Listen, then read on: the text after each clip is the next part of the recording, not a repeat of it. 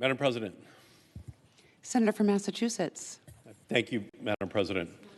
Madam President, 60 years ago, President Dwight David Eisenhower... Senator, we're in a quorum call. I ask unanimous consent that we vitiate the quorum call. Without objection. Proceed. Thank you. Thank you, Madam President.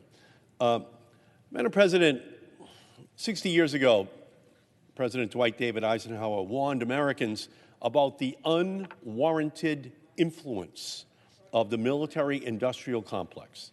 He told us of the relentless defense interests that would use their lobbying muscle to keep money flowing into the coffers of the Pentagon.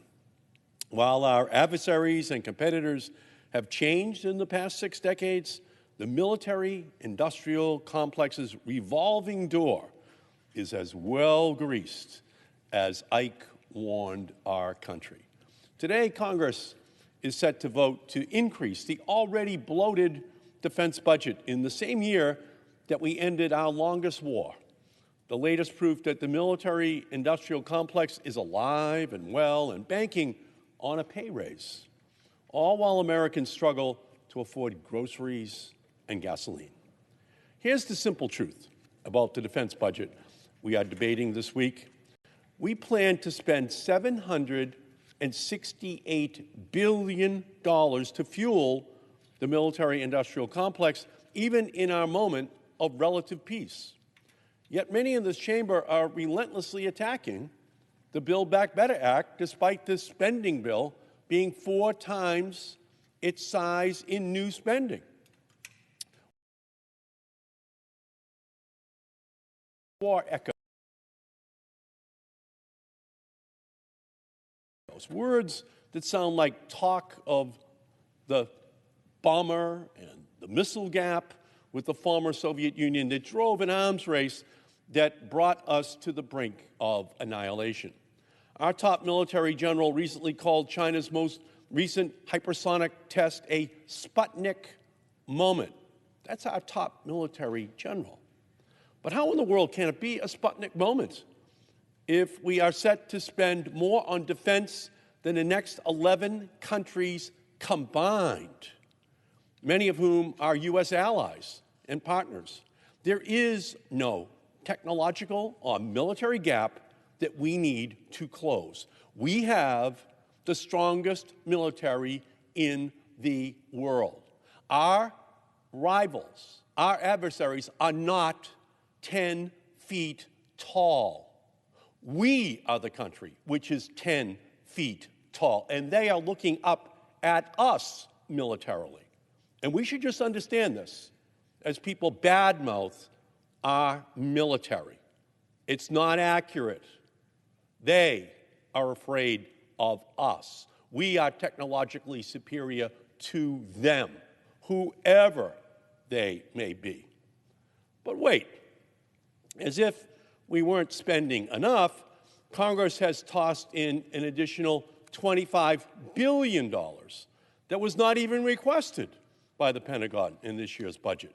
You heard that right, an additional $25 billion. How many kids could go to pre-K for that? How many seniors could get dental or vision coverage?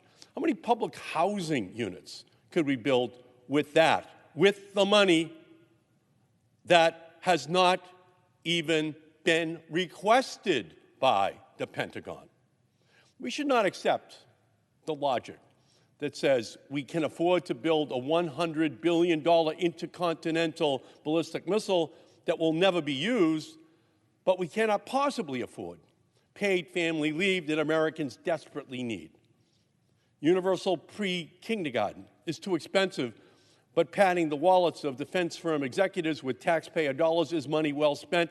That is insane. That is immoral. We should not have to fight tooth and nail to meet our commitment to replenish the Green Climate Fund to help save the planet while being told to accept the need for new weapon systems that could lead to global annihilation. It's time we stop thinking of national security solely in terms of our inventory of bombers and missiles and submarines. Trillions in defense spending did nothing to spare Americans from the greatest security threat in generations, COVID-19. We have to stop pretending that there are military solutions to the national security challenges that we face. The defense of family needs right now is protection from eviction, hunger, electricity shut off, and pollution. Being strong on defense means learning critical lessons from the 2-decade-long war in Afghanistan. And being strong on defense means that we do not shy away from telling the military-industrial complex and its army of lobbyists that we do not need to outspend our adversaries into oblivion.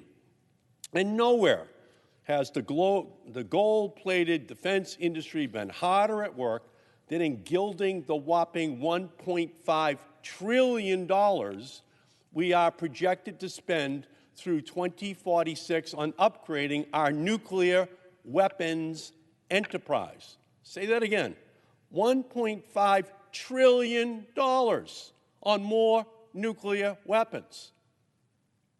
There's one thing this country and this world does not need. That's more nuclear weapons. We know that fear and distrust of an adversary's intentions empower voices in the defense bureaucracy to sell new capabilities that spur the other side to justify weapon systems of their own. But we must avoid a rerun of the Cold War where worst-case military planning leads to thousands of missiles pointed at Washington, Moscow, and Beijing, once again casting a terrible shadow over humanity. That is why I introduced amendments to the NDAA that would trim $75 billion off the nuclear weapons enterprise, commit to robust diplomacy with Russia and China, and prevent the president, any president, Democrat or Republican, from firing the first shot, the first nuclear weapon in a nuclear war. The United States should never be first to launch a nuclear weapon against another country, ever. That should just be our policy. We will not be the first to use nuclear weapons when we have not been attacked with nuclear weapons. That's immoral. That's wrong. It must be the policy of our country that we will not do that. It is true what Ronald Reagan said, that a nuclear war cannot be won and must never be fought.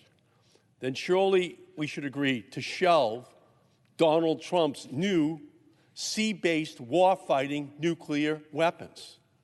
We can play Russian roulette with our future, or we can adopt a saner nuclear policy, one that says we do not need the rubble to bounce over and over and over again to deter our adversaries and reassure our allies.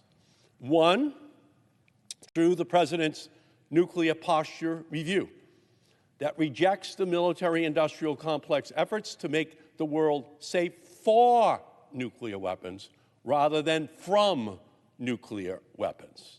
In 2020, the amount of money that one of the 5 biggest defense contractors received from the Pentagon, $75 billion, was nearly double the entire development and diplomacy account at the State Department and the U.S. Agency for Development. As President Biden noted in Glasgow at the International Climate Summit earlier this month, we have an obligation to help the developing world leapfrog the fossil fuel economy to reach a green economy. Lower and middle-income countries deserve to develop and seek a higher standard of living. But we know that they can't use the dirty fuels that powered our growth if we hope to keep global warming at 1.5 degrees Celsius. My climate amendment will help these countries least to blame for the climate crisis to adapt to the impacts that they are already overwhelmingly and disproportionately experiencing. The first of its kind national intelligence estimate released in October warned us that intensity of wildfires, the force of hurricane winds, and unrelated droughts are a mere preview of the extreme weather events to come. And the Pentagon's own report warns us of the cascading security impacts if we fail to answer the national security challenge of our generation. Governments that are unable to meet the basic needs of their people risk collapse. Driven by the climate crisis, water, food, and resource scarcity will lead millions to flood across borders as stateless climate refugees. That will lead to destabilization of countries. That will lead to national security crisis in country after country as a result of the climate crisis. We have to just deal with the reality that the CO2 is still red, white, and blue that is up there. We're the leader historically, and the rest of the world wants us to be the leader historically right now in dealing with that crisis. My climate amendment says that we can avoid that grim future. We can redirect a mere 1% from the Pentagon top line towards global climate accounts to fight the climate crisis. We can come to grips with the fact that the greatest adversary we face is not a foreign army, Navy, or Air Force. It is the transnational threats of the climate crisis, of pandemics, and of nuclear weapons. We are not in a new Cold War. We are in a war for our common survival. Yesterday, in an act of political gamesmanship, Senate Republicans joined me to vote against moving forward with this abominable $768 billion defense bill. Well, I wish we could stop here and reassess the waste of $750 billion spent on defense. This was sadly just a Republican ploy to add even more pork onto this already fatty legislation. Now, I urge my colleagues to support Senator Sanders and my amendment to return the defense budget to the level requested by the President, a level of spending which is greater than we spent during the Korean War, the Vietnam War, and at the height of the Cold War. Additionally, I urge my colleagues to support my amendment, co-sponsored by Senators Warren and Padilla, Booker, Merkley, and Sanders, to make a 1% cut to the defense authorization to increase our support for global climate accounts. If we do not adopt these changes, I cannot in good conscience support that budget. It is time we stop funding the military-industrial complex whose profit is based in conflict and annihilation. That is not an investment in our future. It is an invitation to destruction. The bottom line is we're either going to live together or we're going to die together. We're either going to know each other or we're going to exterminate each other. This is a period where we should be talking to our rivals. We should be negotiating with our rivals.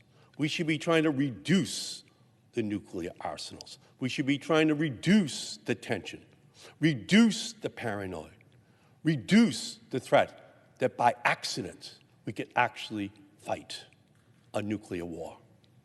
That is what we should be debating here, and not just putting all of the additional new weapon systems that have been on the blueprints of the defense industry for a generation into this budget. That takes us in the wrong direction, towards less safety, more risk.